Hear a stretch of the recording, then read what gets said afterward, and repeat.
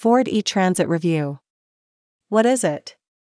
There are elements that think if it's not diesel, it ain't a working vehicle, citing range and flexibility over everything.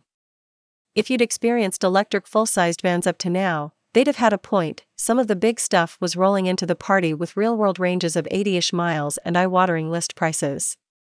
Which means very long-term payback strategies, and that your real world has to be pretty local and have access to lots of convenient charging. With those kinds of barriers to entry, both largish fleets and smaller users found it hard to justify making the switch to electric, even if customers were demanding greener delivery options. It probably doesn't help that the UK government keeps tweaking the goalposts with the grants, just like electric cars, with manufacturers like Ford trying to hit a moving target. Suffice to say, very broadly, small e-vans can get up to £5,000 off the new price, and the more heavyweight stuff up to 16, but you're limited to 1,000 vehicles. That's not a problem for Dave's Plumbing, other Daves are available, but if you're DPD or Amazon with fleets in the tens of thousands, it makes a big difference. Advertisement page continues below. But the fact remains that electric delivery vans are absolutely suited to their use cases in the main.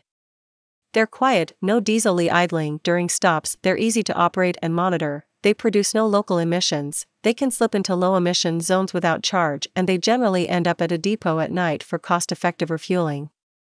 Start to do the sums, and even though they cost a bit initially, the TCO or total cost of ownership over a period with a properly set-up fleet can start to look very attractive. If electric is to make sense, then delivery stuff that has a set usage profile and tends to be bombing around within a 150-mile-a-day boundary is a cracking place to start. This sounds like it makes a lot of sense. Is this really TG.com? To be honest, it's a bit of a no-brainer. Where fossil fuels are at their least efficient, stop/start traffic, and in town electric is in its element. The Ford E-Transit comes in all the usual variations of the standard vehicle, so you can mix and match 3 lengths and 2 heights, and then there's a bare chassis cab for gluing specialist equipment onto, like tipper bodies, mobile workshops, cranes and the like. There's a crew cab version for moving bodies and gear, and the only thing that marks it out as being electric is the lack of noise and some blue bits on the grille. It's not a huge psychological transition for the user.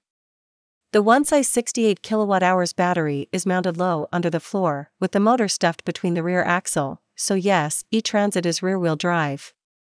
For which we rejoice, for no specific reason, that's the TG.com bit.